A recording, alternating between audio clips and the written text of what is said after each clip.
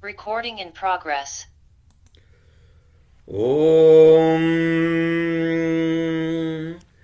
क्षीरोदन्वत्प्रदेशेषु चिमनिविलसस्सैकते मौक्तिकानां मालाक्लुप्तासनस्थस्फटिकमणिनिभैर्मौक्तिकैर्मण्डिताङ्गः शुभ्रैरभ्रैरदभ्रैरुपरि विरचितैर्मुक्तपीयूषवर्षैः आनन्देनः पुनीयादरिनलिनगदा शङ्खपाणिर्मुकुन्दः भूः पादौ यस्य नाभिर्वियदसुरनिलश्चन्द्रसूर्यौ च नेत्रे कर्णावाशाशिरोद्यौर्मुखमपि दहनो यस्य वास्तेयमभिः अन्तस्थं यस्य विश्वं सुरनरखगो भोगिगन्धर्वदैत्यैः चित्रं रम्यते तन्त्रिभुवनवपुषं विष्णुमीशन्नमामि। ॐ नमो भगवते वासुदेवाय।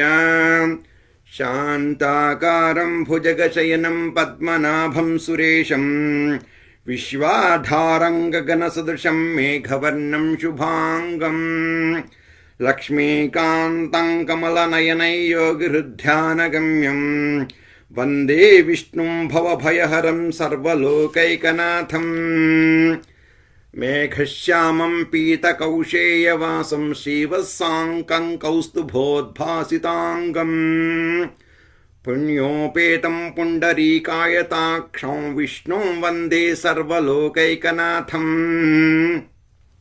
नमः समस्तभूतानामादिभूताय भूभृते अनेकरूपरूपाय विष्णवे प्रभविष्णवे शशङ्खचक्रं सकिरीटकुण्डलं सपीतवस्त्रं सरसीरुहेक्षणं सहारवक्षस्थलशोभिकौस्तुभं नमामि विष्णुं शिरसा चतुर्भुजं छायायां पारिजातस्य हेमसिंहासनोपरि आसीनमम्बुदश्याममायताक्षमलङ्कृतं चन्द्राननं चतुर्बाहुं श्रीवत्साङ्कितवक्षसं रुक्मिणी सत्यभामाभ्यां सहितं कृष्णमाश्रये। ॐ नमो भगवते वासुदेवाय।